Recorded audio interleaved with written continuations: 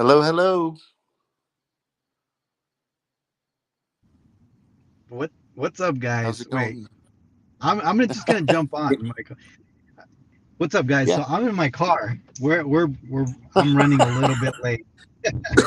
Like, Hey, better how late you than doing, man? never. Good, brother. How are you? Exactly, right? Good. We Yeah. were just at the go kart racing with some family members, and I was like, we're on the last race, and I was like, guys, I got a show to do. We gotta go. That's awesome. Well, It's well, hello fun. to your family. I hope you guys had a good Saturday, man, and hello to everybody watching us on a Saturday night. It's good to be here, Gabe. Yeah, man, absolutely. Yeah, we pretty much haven't talked all week, huh, Michael? Yeah, I was just telling Joseph. I said, man, I haven't even talked to Gabe. So, I know. but a lot of things have obviously happened. Some things Yeah. going on in the collector's world. It's kind of sad. Yeah. We'll Yeah. talk about that. You look a little sunburned. Man, It's not good. I've been nonstop, dude. Today I just got back from a bicycle ride, a mountain bike ride. I didn't even have time to go shower. That's why I look like ass. So Oh, that's why I'm not so presentable right now. So. But yeah, man, I've been just doing my thing. Of it weird watching little Cobra Kai today. I don't know what's going on. So,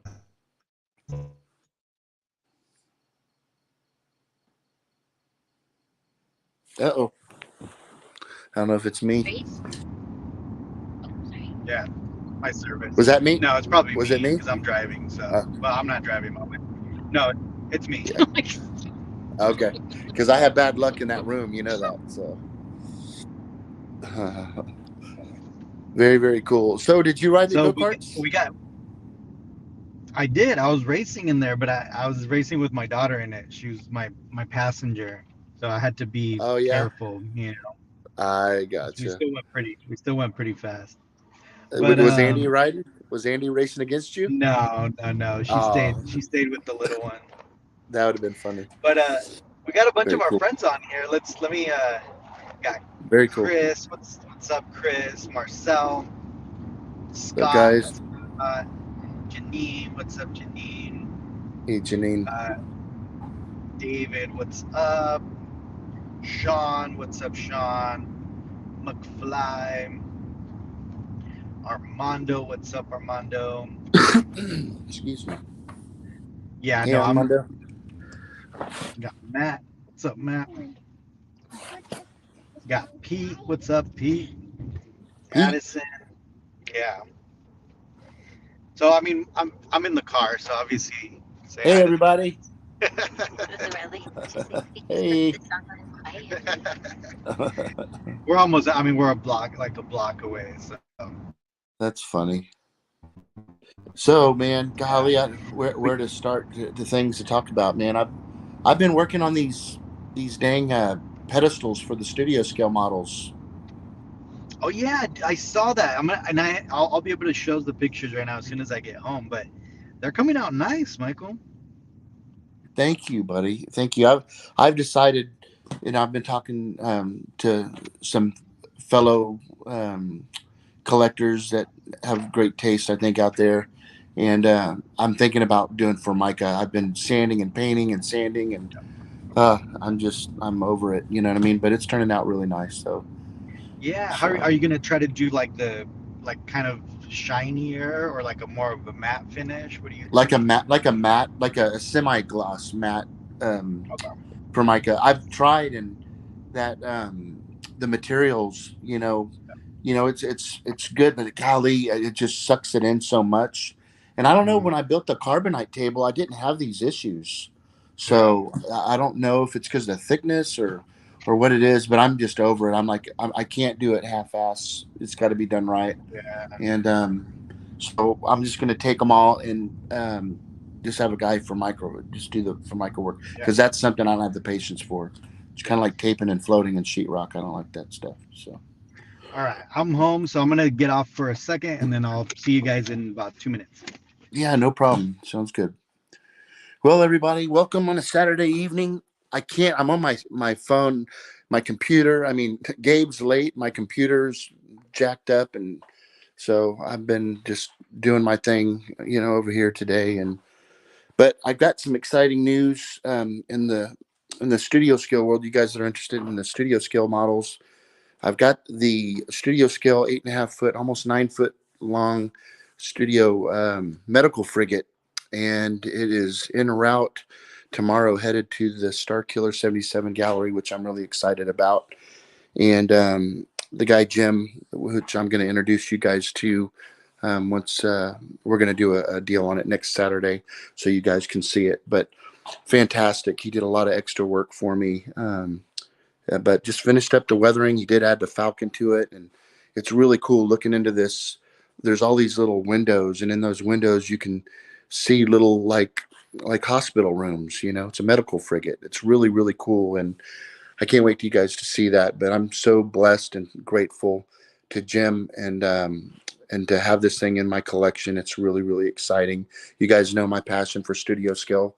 I know there's a lot of you out there that are getting into the studio scale, and with companies like MYC that make it a little bit easier when it's so hard to find people out there that you know, to commission or even buy kits anymore. It's so difficult to do. So companies like MYC, it makes it a little bit easier. But it's really really cool. These pedestals that Gabe and I were just now talking about, they're going to be in like the red leader and red 2 and 3 and 4 and 5 and 6. Will be in like a flight pattern in the gallery. It's going to be really, really cool. And I've got Jason Eaton, who's making all my custom stands. And we just got one in this week to show, you know, how the lighting is going to work on the pedestals. They're going to glow. The whole deal is that the pedestal stand that the base is, it's glowing with acrylic. And you can make it obviously any color that you want.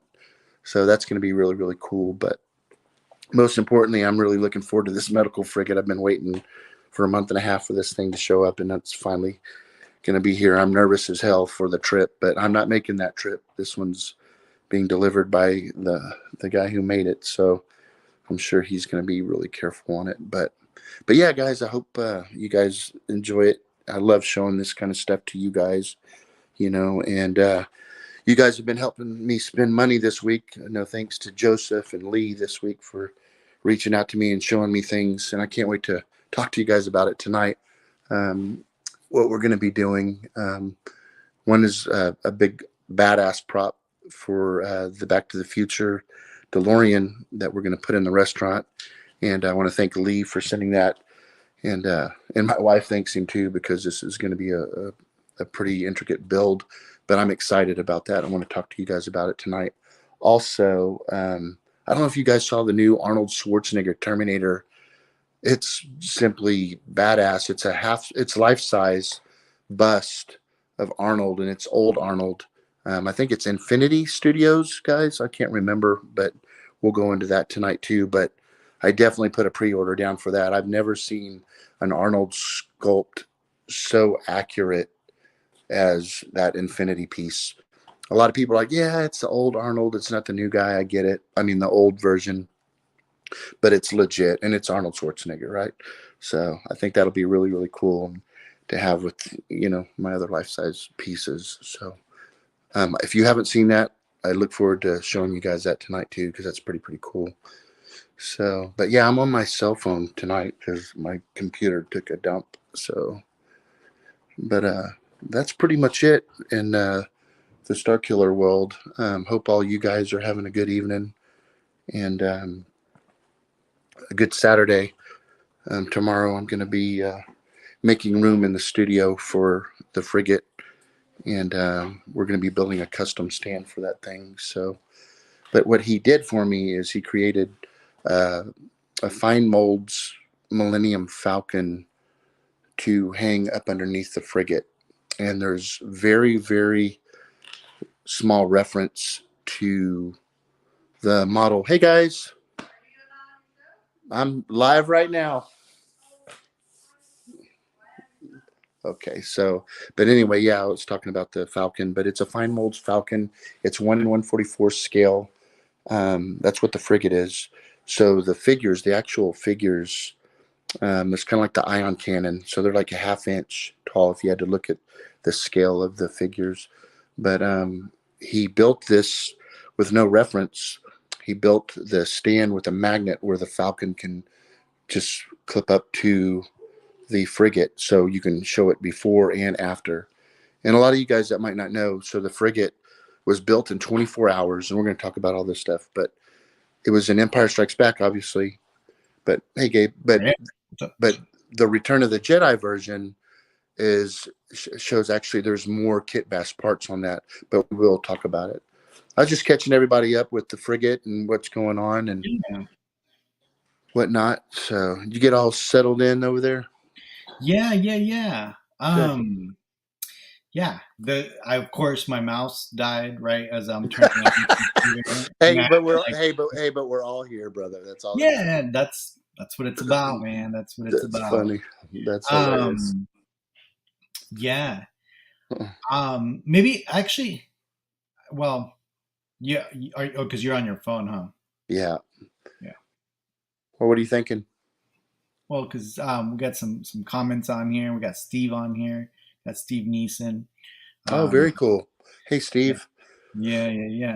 Yeah, man, So Steve. If just real quick, I know we're going to get into it, but Steve, if you're still watching, I know that you were more than anybody that I know in the community, yeah, very involved one on one with Brian, and I'm sorry for yeah, your loss of your friend. And Brian was a super cool dude, and I know again, Gabe, we'll talk about it a little bit, but yeah, it's something that I didn't expect. It was kind of a shocker. I remember reaching out to Gabe about it, and yeah, immediately I reached out to Steve, and yeah. I'm sure there's a lot of stuff going on because Steve, as you guys know, is very involved with Yeah. EFX. So I'm really curious, like so many people, right, Gabe? What's in store Yeah. for EFX? Even though there hasn't been a lot of activity, it seems like in the last several years. Yeah. Maybe it was health reasons. I don't know, but I think it was just a change of strategy as far as the product. There's a lot of PCR helmets coming out, a lot of stuff. But yeah, I'll read a statement from, and yeah, we'll talk about this whenever we're ready. We can yeah, jump sounds good. in and Sounds good. Well, start thanks for talking about joining us, Steve. it. Yeah. Very, very cool. Yeah, so sorry I can't read the comments, so I can't answer any of those comments. So, Gabe, if anybody has a question, I've been yakking nonstop to them. So, Yeah, no, let's bring it back. Let's reel it back. Let's yeah, all yeah. it's like, hey, everybody, welcome on a Saturday night. Welcome to Collection Welcome Wars. back. All right. Yeah. Let's just start. Let's see. Will we make shows about Star Wars autographs? No one was. Yeah, we'll keep doing those. We'll keep doing those. Yeah. About what? What's that? About we got Daniel saying that he really enjoyed the Star Wars autograph one with Jeff. And saying Oh, yeah. yeah. Well, Um, while Daniel's watching and I'm walking around, let me show you guys. I don't know how good it'll be clear, but check this out. This everybody knows I got this print. Can y'all see that? Okay. yeah. Yeah, we showed that. Well, this is a new one. Yeah. And this one's got. I don't know if I showed you, Gabe. Oh no, I hadn't seen that one. Let me see that Dennis Mirren one. Yeah, isn't that cool? That's really cool. Did you already have those, or you just picked those up? Oh, I just got it. Yeah, Oh, this guy here, he's already passed. Dennis Mirren, and then Lawrence Peterson, because it's the 8 foot. It looks like my freaking Star Destroyer what I'm right there. saying, you already had those autographs, or did you just pick those autographs up? No, I just picked those up. Okay, Oh wow. Yeah, Okay. my bad. And then I got this one here, which is by himself, Dykstra. Man, that's really cool, man. Showing that.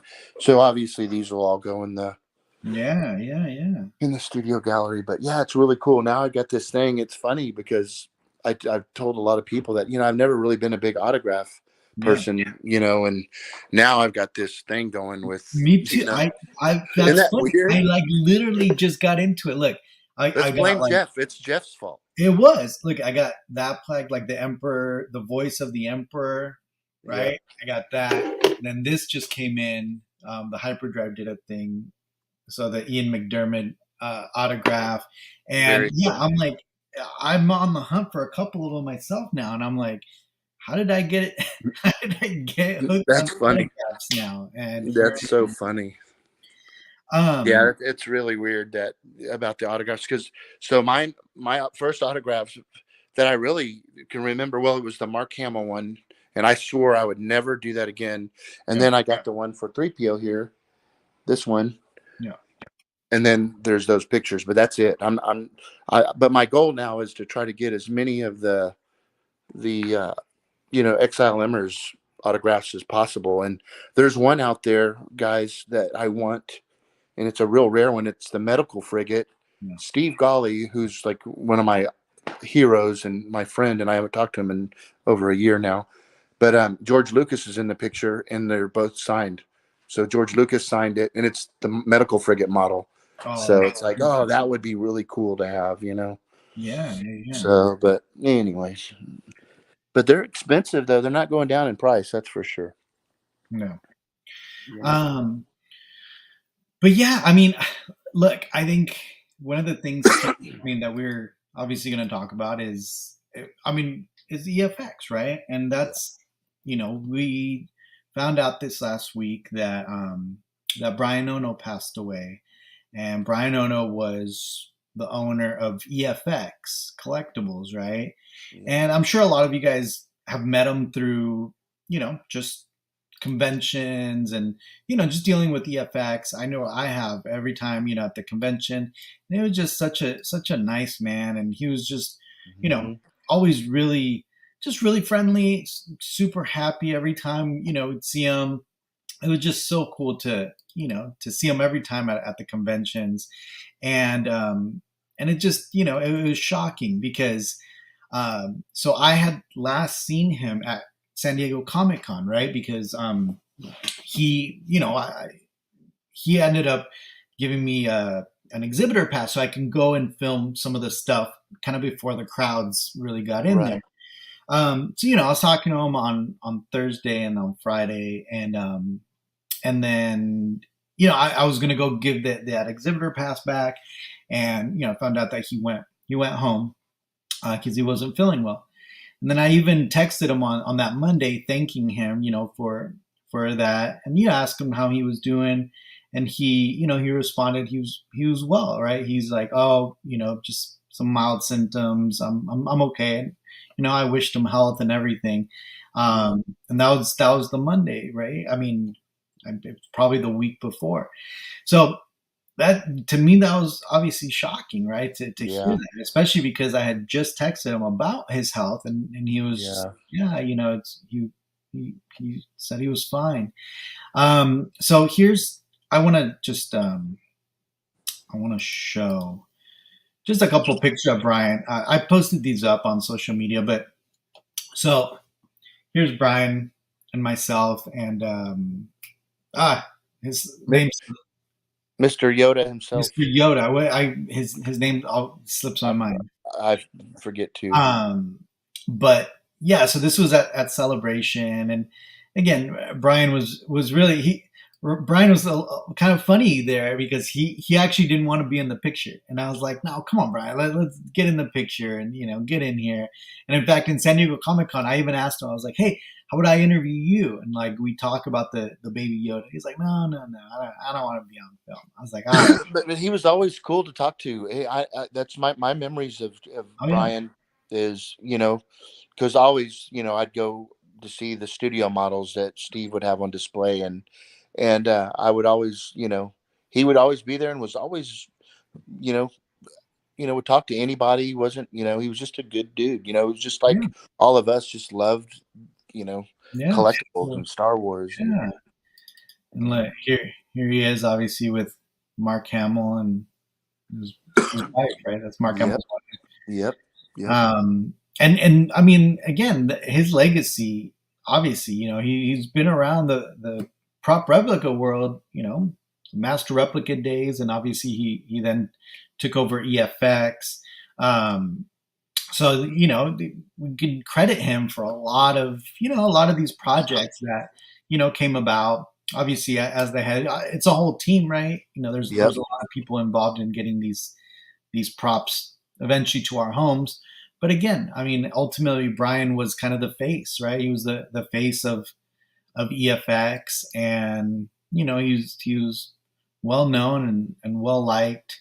Um, so, you know, after his passing, and I didn't know this, and I think a lot of people didn't know this, that he was half of EFX. Yeah, I never And knew that either. yeah, and I didn't know that. So, Larry, and I'm probably going to butcher his name, but Larry Leung, Leung, is the other half of EFX, and he's he's over in Asia, and he kind of handled that side, probably the production side of it, and Yeah. Brian was here in California, kind of handling the kind of the more business side of it, and Right. the distribution and all that stuff. Yeah. The front. But Larry did put out a little statement out there.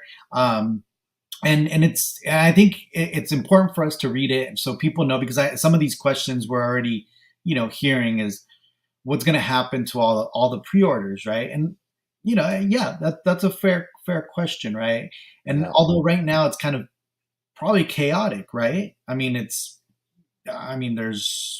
obviously the CEO of this company passed away, right? So like Steve said, there's going to be a meeting coming up to kind of reassemble and figure out the goals. But I'm going to just read you kind of what Larry said. He said, for those for those of you who don't know me, I'm Larry Ling. I'm the co-founder of EFX with Brian Ono. It is with profound sadness and my deepest sorrow that I inform you that Brian has passed away. Brian was more than a business partner. He was my mentor and a very close friend. During the 22 years that I worked with him, from our early days at Master Replicas to when we founded EFX, Brian was always positive and strived for perfection in every detail.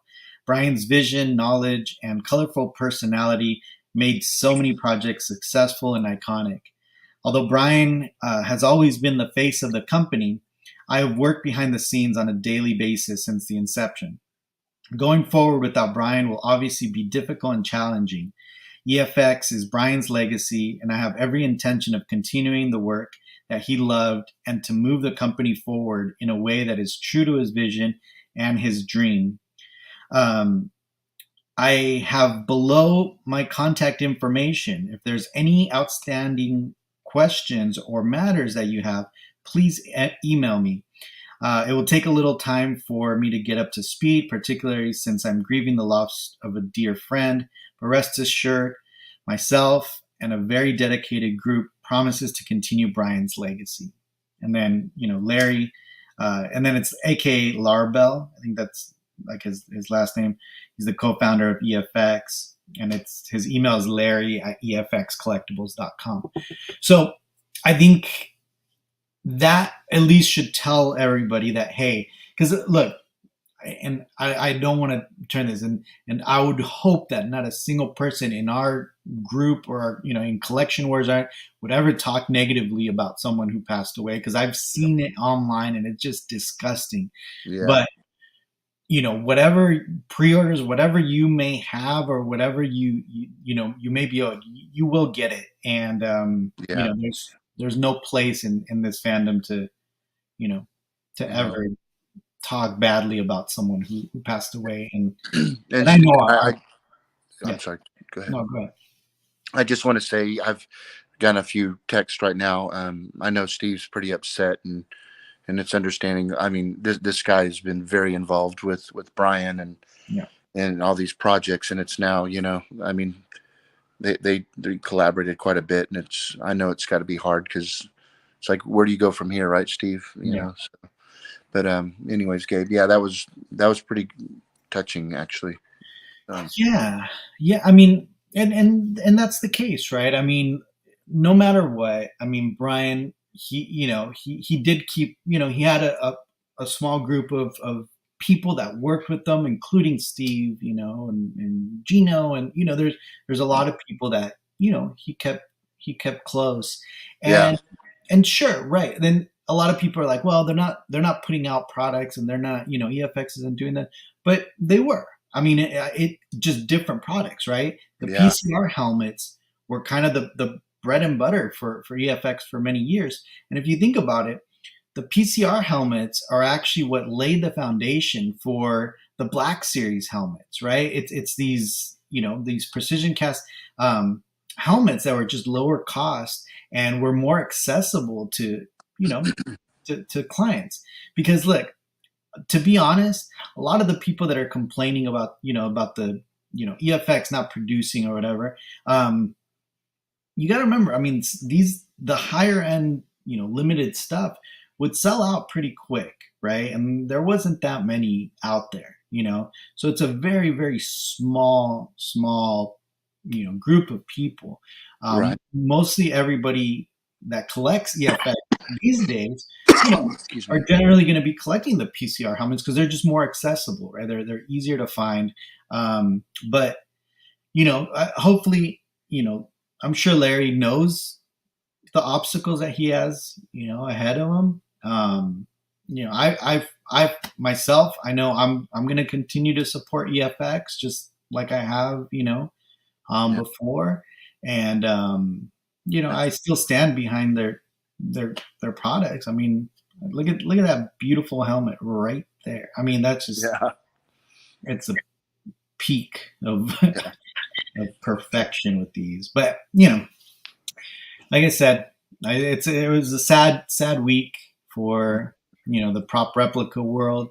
And as you know, Michael, I mean that's my huge. world. That's my thing. So it's really sad, but well, what's crazy is even at the very end, this guy was always wowing people. I mean, Steve was showing up with all these really kick-ass studio scale models, and Brian showed. I mean, look at the San Diego Comic Con, probably the coolest thing. I mean, I know this is an opinion, but let's be real. What was one of the most talked about things was in the EFX booth was that Yoda, the little Grogu, So he was still doing it to the end, and I'm sure he had a lot he wanted to do. If you think about it too, Michael, we always talk about, inspiring people, right? Mm-hmm.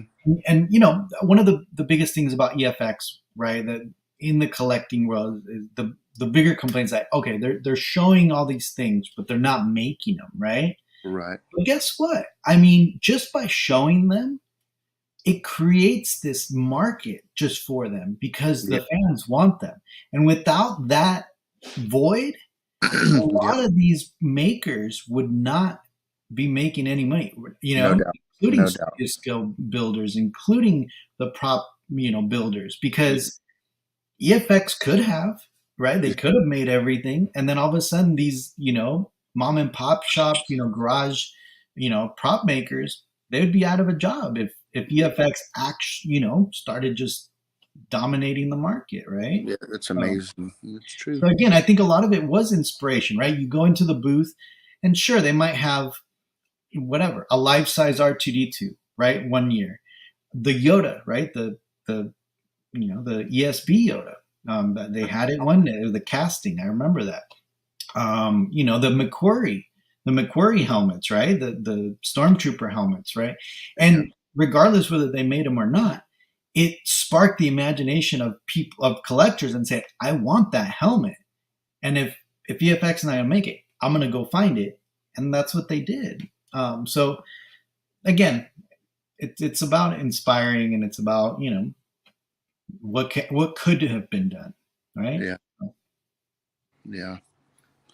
It's sad, but I'm sure it was crazy. I mean, all the licensees, Lucasfilm. I wonder have you talked to him? Yeah, I did. I talked to Lucasfilm, and obviously they're still they're gonna figure it out. But I think even the Lucasfilm, I mean, he's grieving, the loss of a friend. So I mean, he was very close with him.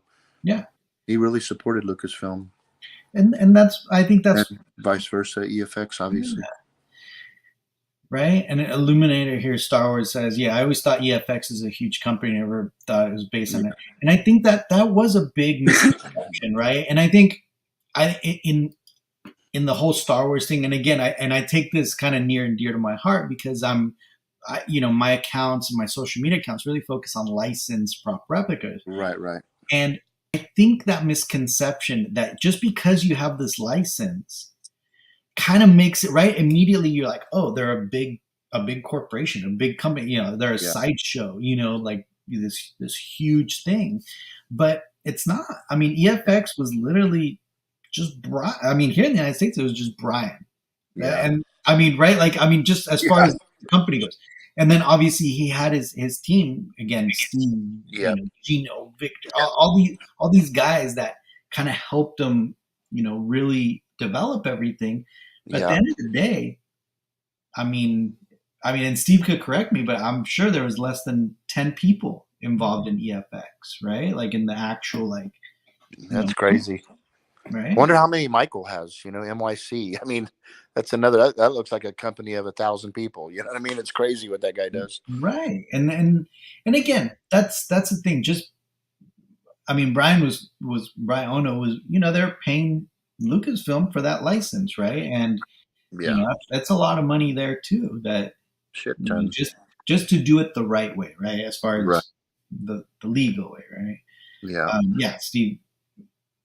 So again, I think EFX caught a lot of a lot of hate because I think a lot of people thought they were this huge company that are just like, we're gonna just take people's money, but it wasn't, and there's gonna be hiccups, right, along the ways, and a lot of, including myself, right, like the biker scout helmet, we're like, wait, where is it?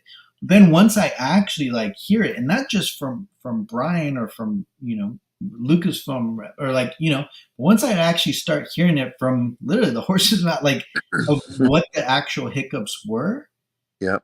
I'm like, holy crap, like There's a lot that goes into it. that sucks because they caught so much hatred for it when there were legitimate hiccups. Like, Yeah.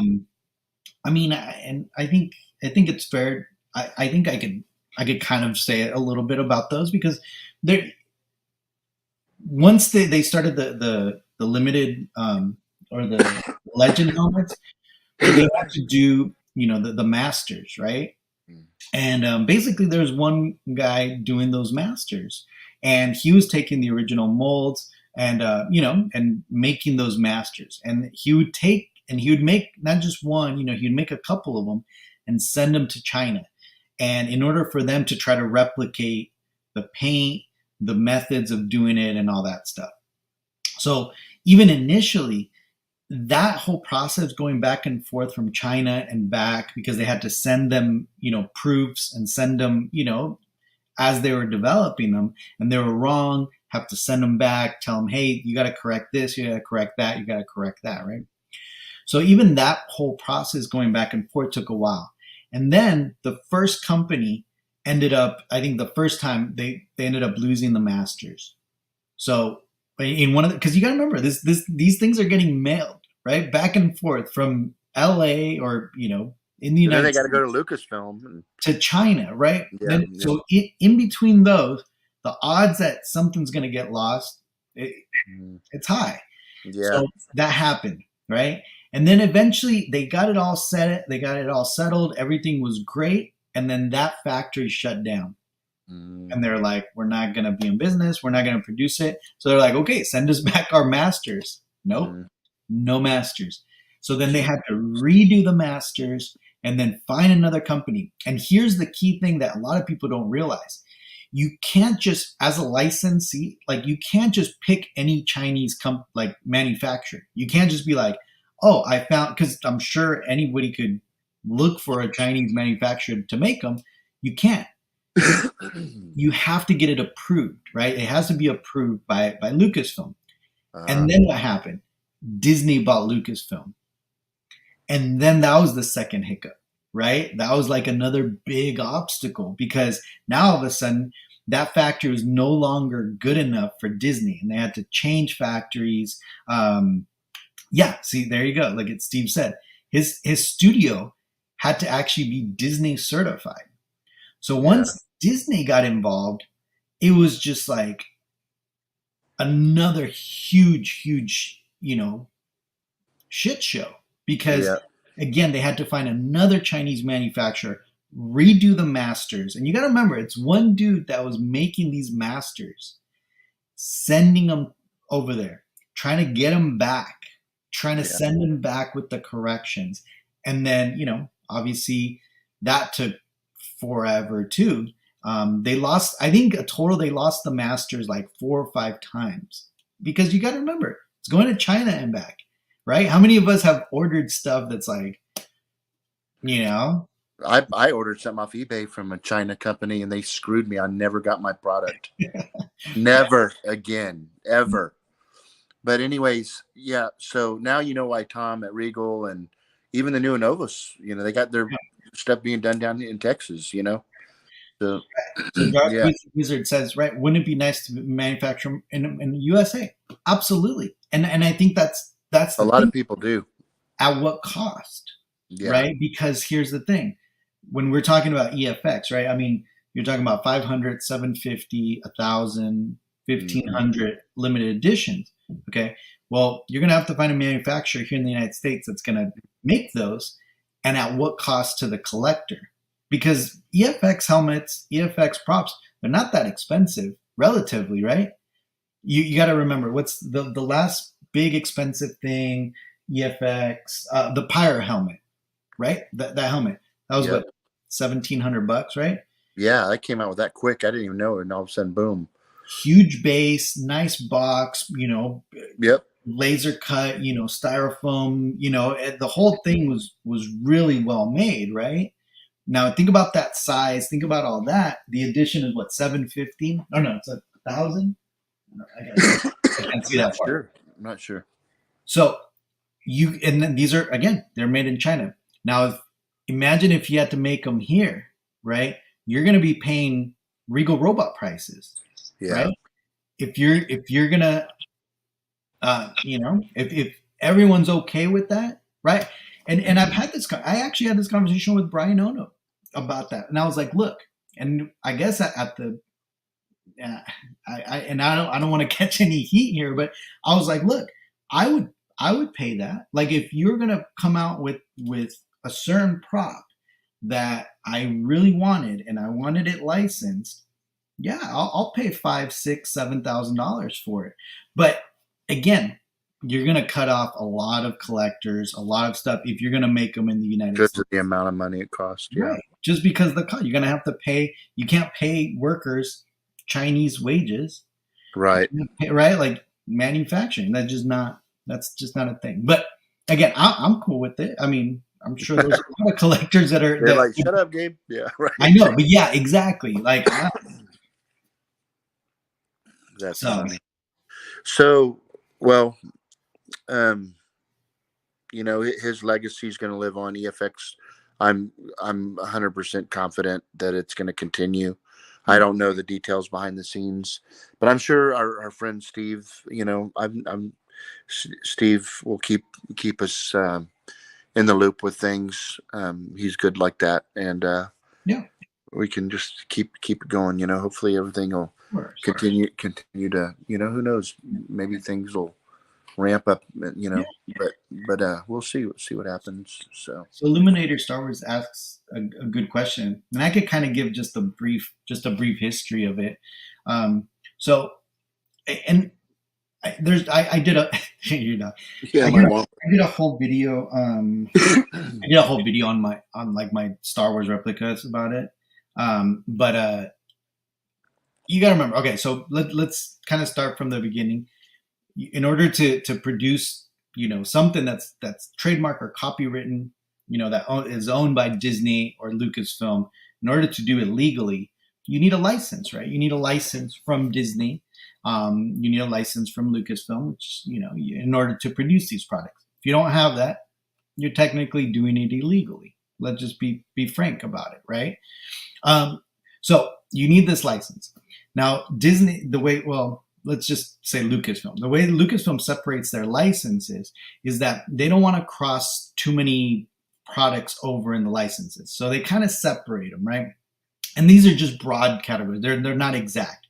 But EFX Collectibles own the prop license, right? The prop replica, okay? New Novos owns the costuming license, right? And there's a lot of crossover. It's kind of very specific, like costuming, prop replicas. Tom and Regal Robot, they own home decor, right? But there's a lot of crossover there.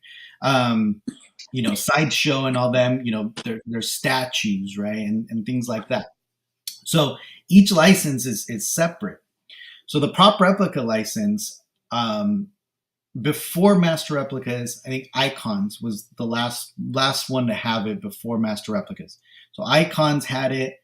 They produced, the X-Wing, the TIE Fighter, a bunch of lightsabers, Han Solo's blaster, and they're beautiful pieces, right?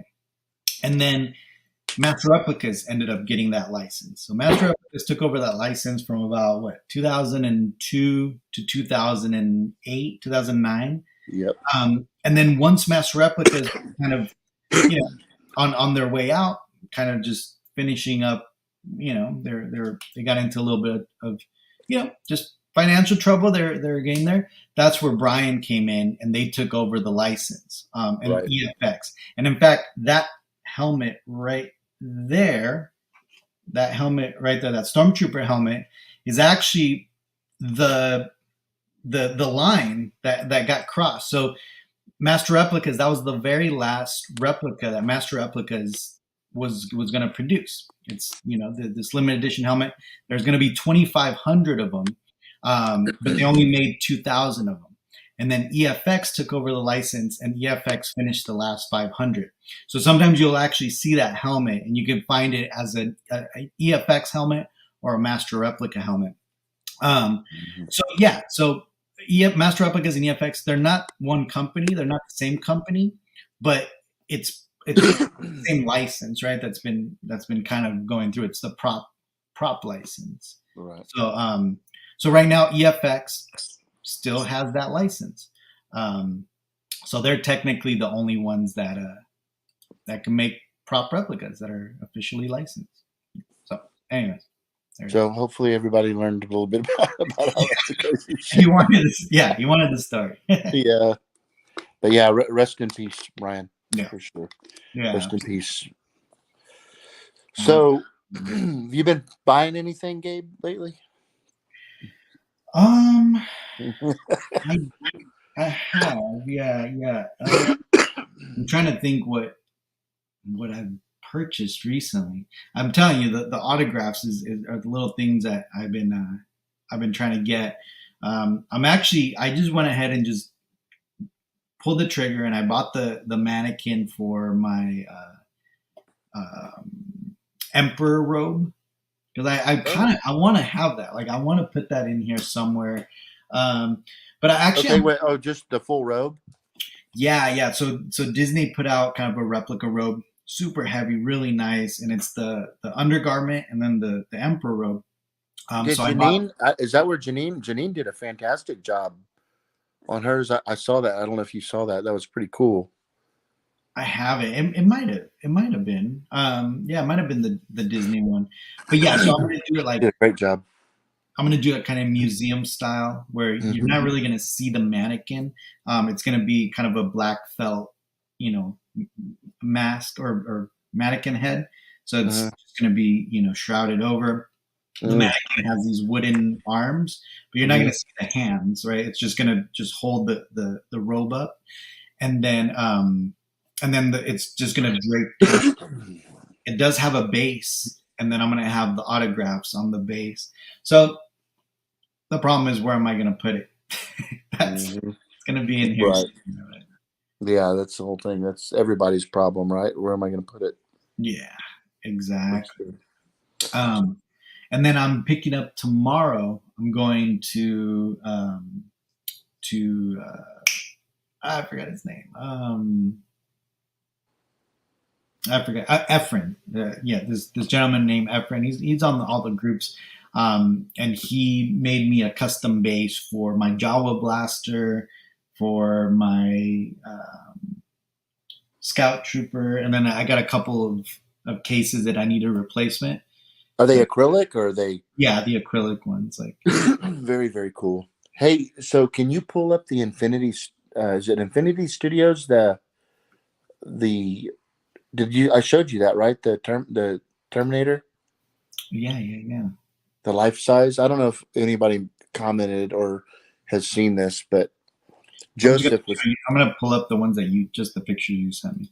yeah Joseph was kind enough to send this to me. I think it was yesterday or day before yesterday, and look at this, guys. This is life size.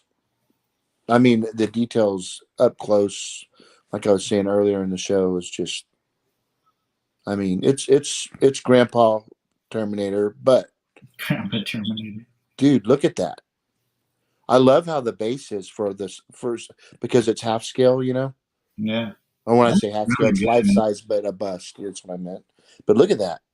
That is so badass. That is good. I think that'll look really cool in the restaurant. Yeah. He can be like holding a pizza in his hand. No, I'm just kidding. Hey, so I was telling everybody, Gabe, about the Back to the Future Yeah. um, Oh yeah. thing, and I have learned so much about Back to the Future DeLoreans since yesterday. It's Yeah. amazing. Yeah, it's crazy. I mean, you want me to pull up that picture? Yeah, because a lot of people Yeah. saw it also on Instagram. Yeah. That's where Lee sent that to me, and I'm like, oh no. Yeah. So look at that, guys. This is a bar I think in Chicago. I don't know the details, but so when I saw this, I was like, oh no, look at the details the way they did the clock tower. Isn't that crazy? That's super cool. So I'm going to do this and I can do this. The only thing that I'm going to need help with is I'm not like a lot of people out there that's very knowledgeable about the details of the props that went on the back of the DeLorean, the time machine. So I reached out to a couple people, one of them that works for DeLorean in California, and he's built 30 custom Wow. DeLoreans. And this gentleman Bob that works out of Dallas, he's actually done over 40 Mm. Back to the Future DeLoreans. Can Yeah. you believe that there's that many people buying or converting DeLoreans to the Back to the Future? Let's talk about expensive collectibles, dude. Those things are selling for 100 to 150,000 bucks. Yeah. The conversion. Yeah. Yeah. So for a DeLorean to have the DeLorean and the deal, it's about 150 grand. Yeah. Yeah. So I reached out to DeLorean, super classy girl that works out of Houston. Her Mm. name's Nicole. A big thank you to her. So I found the side panels, um, the back cowl. I'm trying to find. I found one of the rear taillights. I'm going to find the other tail light, and then I've got a local welder that's going to help me, put it all together on the innards Right. because I've got to create like an inner axle that'll hold the tires and wheels on and all that crap. And then I got to build a flat stainless piece that I can put all the thrusters and all that. And you know what will be really, really cool, Gabe? I was talking to Joseph last night, is to put a smoke machine in that thing and every once in a while have smoke because my ceilings are going to be 20 foot tall. So I Yeah. think that would be just simply badass to have smoke coming out of those thrusters like every 30 minutes. Yeah. But here's my biggest question, Michael, and here's the biggest dilemma. Oh, I know what you're going to say. Back to the Future 1 or Back to the Future 2? Go. Is that what you're going to say? You're gonna need the Mr. Fusion back there, and if you put the Mr. Fusion back there, I mean that's part two, man. Yeah, it ain't happening. So you just want it exactly like that one, like the Yeah, we want to make it the cool one, not all. No, uh, I'm just kidding. But yeah, I learned all that. That's funny because, day before yesterday, Gabe, I wouldn't even know what the Mr. Fusion thing is at all. yeah, But it's crazy the prop replicas that they have for that car, man. There's not anybody that I know. I know Joseph has some contacts. He was showing when we were on the show. yeah, He's got a lot of the interior pieces of the car, yeah. but he's not going to do it. I said, Joseph, man, this guy he can do it in a month. You drop it off and in a month he'll have your shit converted. And he's like, no, I'm not Oh, but yeah, Joseph's is like pristine. Like you don't want to mess with it. yeah. I've actually, yeah, I've been telling Joseph for well over a year now that I was Yeah. like, I want to buy a beat up DeLorean and then convert it because I don't want to mess up a clean, pristine one. Like Yeah. Well, the only bad thing about that is the word is out and they're not available. And if they are, like back in the day, you know, oh, you Hope could find a just, DeLorean for like under 15 grand. oh, no kidding. That I mean, low? you're talking about, yeah. I mean, when I first started looking for DeLoreans, I mean, granted, this was maybe like about 10 years ago. But Yeah, still, you could find a used one, especially like in Texas, and yeah. yeah, you could find them 15 grand easily. Yeah. Now I think Joseph's got 50. a little over 40. They're 100 grand now. Yeah, I've seen them. 100 grand. The girl Nicole at Delorean was telling me about it, and it was really. I was surprised. I was able to get the back fenders like no problem. They had the glass too, but when I was talking to Bob, the guy that does the conversion, he's like, "Why are you getting the glass?" Yeah, Because they had the side glass in the moldings. I was getting the whole assembly, and he says, "You don't use those," and I'm like, "Oh crap!" So that saved me a lot of money there yeah, because those back fenders were like almost $1,300 a piece. yeah, I don't know them, but the cowl in the back, the yeah, main part, that holds it, it's going to hold it all together. It's really hard to find that piece. But yeah, there's somebody is making them out of fiberglass, so they're just not available right this second. But yeah, we've got time. But this is little stuff why I'm waiting forever to get this build done on the restaurant. This will be fun little things. I've got that local welder Brandon that can help me do all the modifications on it, and it'll be fun doing the putting the props on the back of it. That'll be cool. Because Lee was like, "Hey, you got to get the skateboard or the high top shoes and all that." And yeah, no, you know, we yeah, went back to the future, not the other crap. You know what I mean? Not the ones that were just trying to make extra money. You know what I mean? So, anyways, the Force Awaken versions of Back to the Future. I know it's so funny. Hey, have you seen Flash Gordon yet? No, but did you watch this? I watched Prey. Did you watch Prey? The new Predator movie? I have not. Is it cool? It's actually pretty good. I Is was it not expecting it to be good, and it was good. pretty I action? I didn't fall Hey, asleep in it. So yeah, that's cool. Actually, I'll probably watch that tonight. What's that on again? I think HBO. Is Oh no, maybe It's Hulu. Hulu. Is it Yeah, Hulu? yeah, Hulu? I think so. Hey, what about the new Sylvester Stallone movie? Have you seen the previews to that? No, Yeah, he's coming out. He's actually going to be like an action hero, no, like a superhero. Yeah, like an ex superhero. He's a trash man, and you come to find out he's like an ex superhero that won't die. Really cool stuff. so I was Armando. pretty. The story looked pretty good. Yeah, Go. yeah, Armando liked that Prey movie too. Very cool. Yeah, Yeah, sorry guys, I can't read any comments or anything right now. So right. Yeah, yeah, that's cool. but yeah, man. I mean, honestly, like I haven't really gotten anything new besides the autographs and a bunch of like little things here and there. And just the last 2 weeks, I've been just super busy. Had family in town both weeks. Um, and then obviously work and all that stuff. I've Right, right. been able to talk to my buddy here. Yeah, man, it's crazy. You know, By the way, props to Joseph. He did a fantastic job last weekend, right? he did. Yeah, he did. He did. Great job. Gabe, Gabe's like, I need to start taking more Saturdays off. Yeah, right. That's funny. Hmm. Let my dog out here real quick. Come on, Yeah. Charlie. He's making noises here. Come on. Yeah.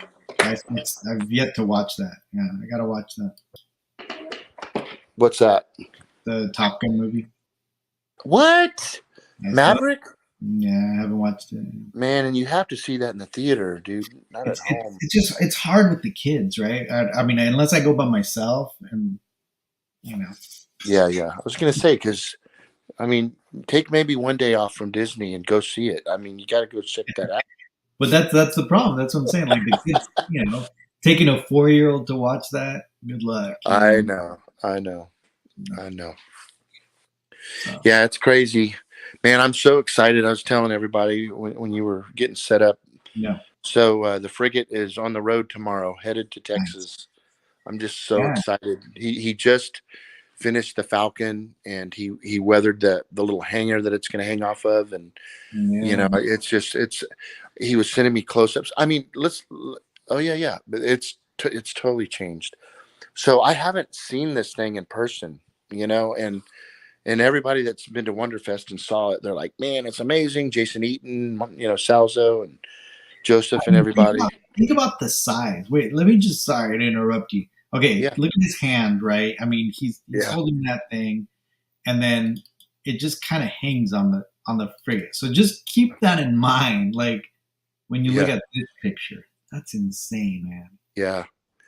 I'm gonna try to, So I just got the pictures a minute about, I don't know, 2 hours ago. He just completed it, and he did a little bit more weathering to it. He's real particular. He's very about Yeah. accuracy, and he put an antenna on the side that was never seen in Empire Strikes Back, but yet could be seen in the Return of the Jedi version. It was added, and he Yeah. went ahead and added that and didn't make the antenna quite as high, so it would still be accurate Empire Strikes Back. But Mm, then if you see it, the other angle, it's accurate to Return of the Jedi. It's just amazing. And to know that it was 100% kit bashed, zero 3D print. Let's be real. This stuff is going away. yeah. So we were talking about commissioning the Executor next. That thing he said's 9 feet in length. Yeah. Hey, Michael, we got a request here. It says, Yeah. can you show us the Dutch statue you have from Predator? Um, yeah. Oh, the Dutch. Yeah, Yeah. sure. Excuse me. Yeah, I'll show you guys.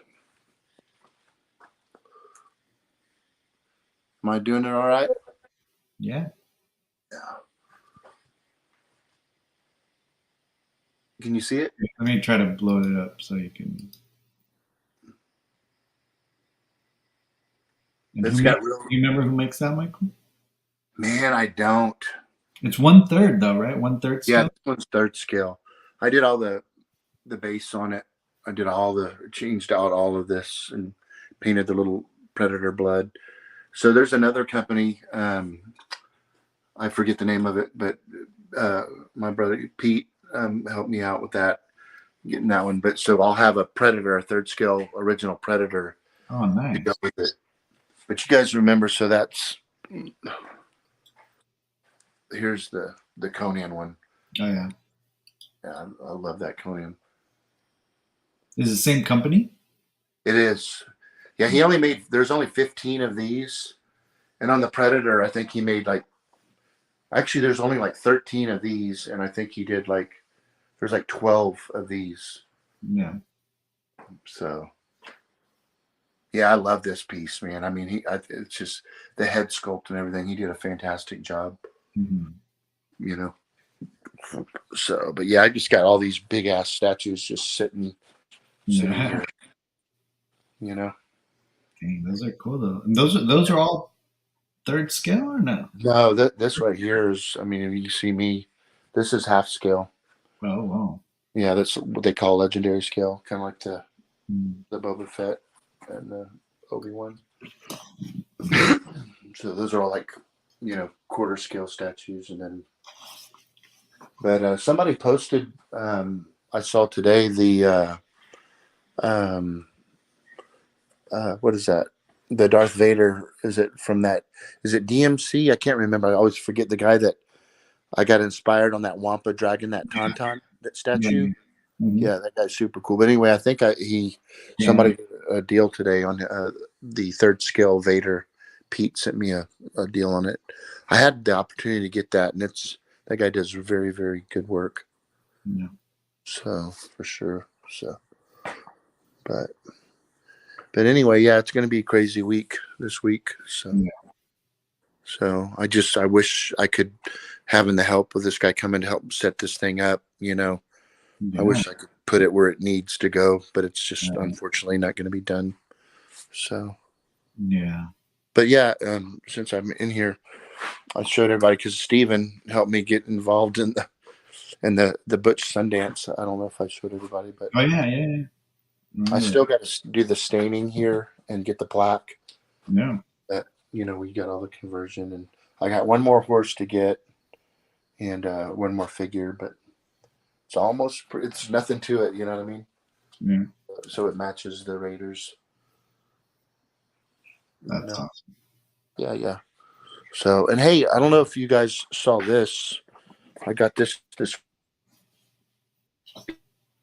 I don't know if you even knew about it. I can't remember who it was, if it was David or somebody.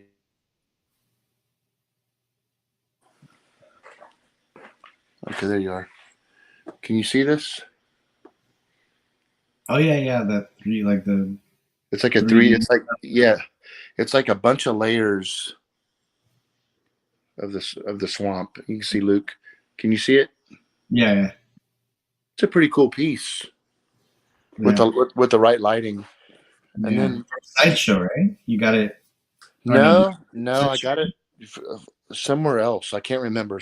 I can't remember who it was that told me about that, but I was thinking about it the other day, and then it came in the mail, so it was pretty cool. But the lighting, and then Jerry Vanderstelt, they just did a new release through Sideshow of Yoda. If you guys haven't seen that, it's a fantastic piece. So, have you seen it yet, Gabe? The Jerry Vanderstelt one. Yeah. Yeah, the Yoda, the new one. That's really cool. I figured you would have been one of the first ones to get that. Right. That's funny. But yeah, man, that's it. Jason's been working on my bases and stuff to work on that. But yeah, it's crazy. It doesn't seem like anything's really slowing down, when it comes to Star Wars collecting and stuff. Is this it, Michael? I went on Jerry's website. Is this it? No, it's different. No, okay. This is the older one, right? That's the old one. Okay. Yeah, if you go to Sideshow, you'll see it on the Sideshow. Okay. It's fantastic.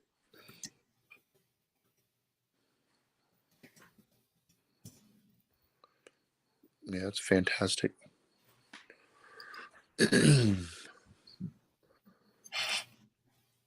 I really love that Colin Cantwell piece. I was talking to Jeff Sage about it being signed. That's another signature one that I forgot that goes with that. That's pretty cool.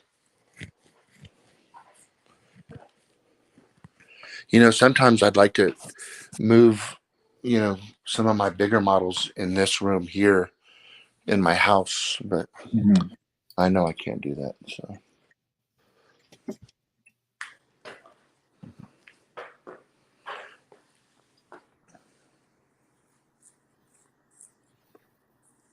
Yeah, I'm definitely going to watch that Predator tonight. I've actually completely forgot about that. Oh, there it is. Oh, this is nice. Did you find it? Yeah. Man, time's going by quick tonight, huh? I know. Yeah, isn't that beautiful? Yeah, it's a great picture.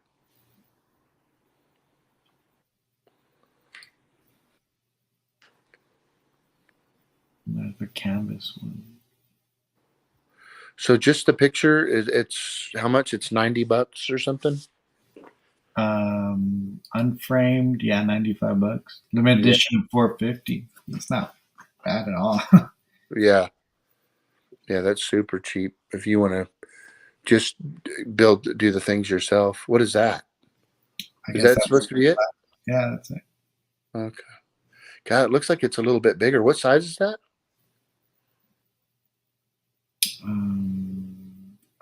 18 by 24. Yeah. So that's the same as this one right here. Mm-hmm. And then this one. The Indiana Jones. This one. Is this Jerry Vanderstelt too?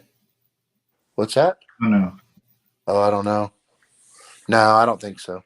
I like that one. Yeah. I've never even seen it. Nuh-uh. Is it Christopher Reeve or? Yeah, it's a Christopher Reeve Superman. Hey, remember when we ordered that? I know you canceled yours, but still waiting on that statue. Yeah, I saw it at Comic-Con. Very Oh, did disappointing. you? Yeah, very disappointing.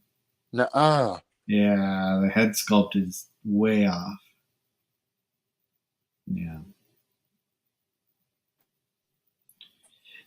But, I mean, Yeah, that must be me.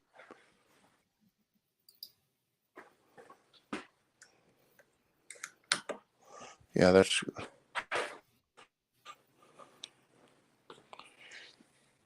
yeah.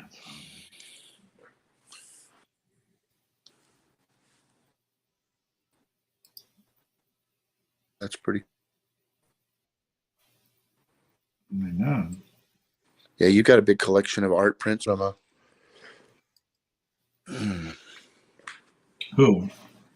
Very, very cool.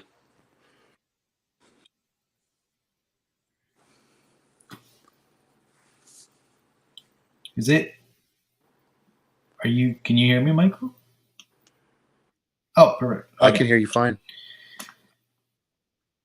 Were we cutting in and It's out? still a little choppy, but I don't know if it's on my end or your end. Well, I was in that room, and it happens sometimes. Gotcha. Yeah. But it should be okay now. There you go. Yeah. Put it on this. But yeah, man. Other than that, I mean, it's it was a not necessarily an eventful. Oh yeah, the documentary. Have you been watching the one on Vice still? Have you been keeping up with it? I'm really glad you brought that up. I did. I watched that.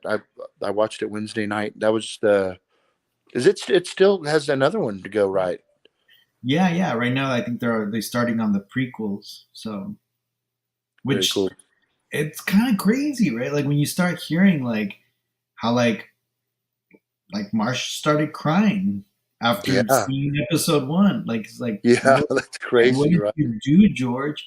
And I think that's how most fans felt. But I really like the fact that they really touched on kind of how there's this like new love for the prequels, because all the people that grew up on the prequels, right? Like now are of age where they appreciate them and they have that nostalgia of the way they felt about him, when they saw it.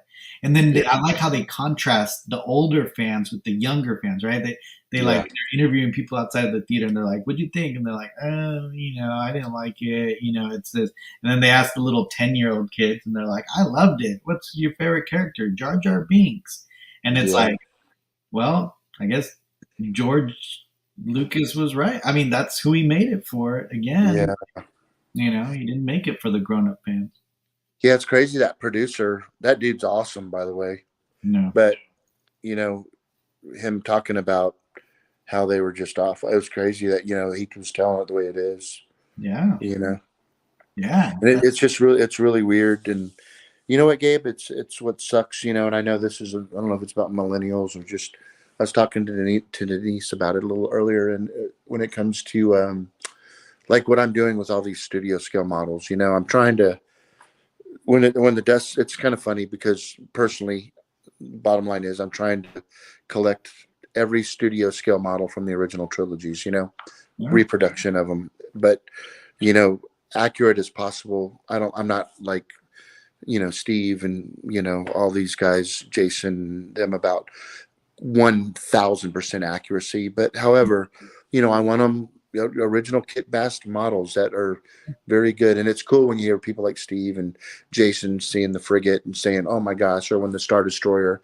But what I'm getting at, I'm gonna get off my soapbox for a minute, but it's like this generation of like these models, I don't even know how long it's gonna last or who's even gonna in a while, who's even gonna even care about them, So I don't know.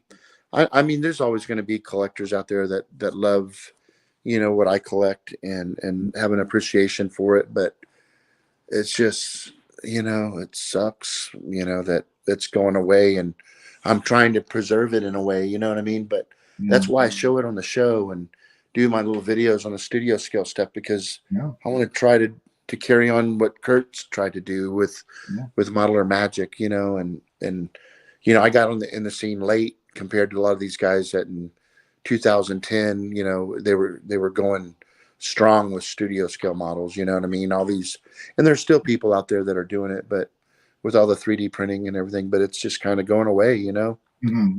And I just want to try to keep it alive, you know? So we'll see. Yeah. We'll see how long it can stay alive, you know? Yeah. So we'll see what happens. But, you know, I want so much these people on the viewers, you know, they're saying, hey, Michael, you need to photograph these ships and everything. And you can still find photographs from the original Star Wars models. But yeah, I definitely would like to do something where everybody can see this stuff and appreciate it. Yeah. You know, that's why I do a lot of it, you know? So, but anyways, Yeah. but yeah, yeah, my battery's going to be around too much longer. So, Yeah. No, and we're at the hour, and I still got family in town, so okay. I think we could keep it an hour, like our right. That was Yeah. the original show idea. We're like, do an hour, and we're gonna. I don't think we've done 5 shows That's under an hour. you know what's funny is that my wife. So we're rushing out, right? Because I was like, oh my god, I gotta go. I'll see you guys in a little bit. And I was like, it's just gonna be an hour. I'm gonna go do an hour.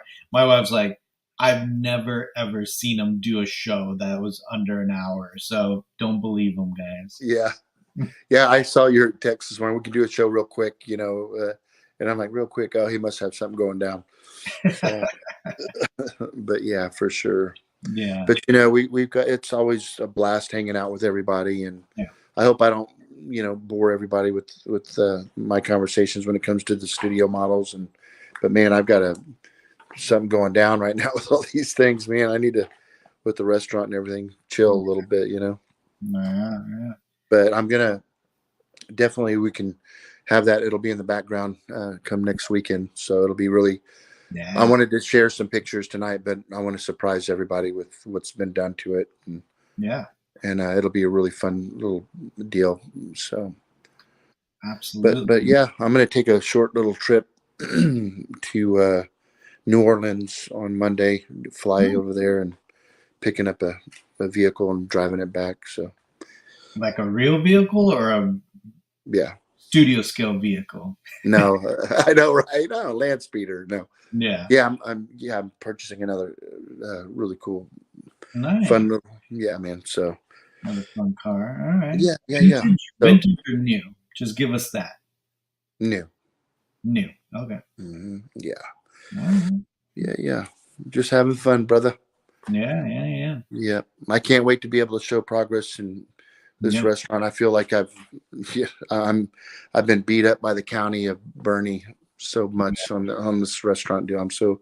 But things are going to be really hopping in the next 2 months. So I've got a goal to have this place open and operating. I can't wait to, experience it and have this live shows at the restaurant, and we might have to do a collection wars stream from the grand opening. Oh, there's no doubt that will happen. Yeah. That will absolutely happen. Do a tour. Man, I'd love to have everybody there. It'd be awesome. Yeah. So I already told you. I'm gonna be there, even if I just have to fly out for the 2 days. And oh man, that means a lot. That's really, really cool. Yeah, man, it's gonna be a lot of fun, man. It's gonna be really, really cool. I'm excited on everything that we're gonna do to really give those people an experience of, and because this is personal for me, big time, obviously, right? But not just to have a really good place to eat pizza, right? But an environment where you feel the films from the 70s and 80s with the background music, and so it's really cool what we're doing. You're going to feel like you're at Universal or something. I want to really let people that are in there have that feel. You know what I mean? Yeah. So that's what it's all about, and what I'm really excited about. So yeah. But anyways, man. But yeah, but good seeing everybody this evening, like always. And thanks for joining us. And Gabe, it's good to see you again, brother. And don't be a stranger. We'll catch up soon. I know. We gotta chat some more during the week. For dang sure, man. That'll be good. Well, everybody, thank you, like always, for your Saturday, and thank you guys. And rest in peace, Brian. Yeah, absolutely. Yep. Well said. All right, guys. Yep. Have a good night. Bye, guys. Yeah. You're all clear, kid. Now let's blow this thing and go home.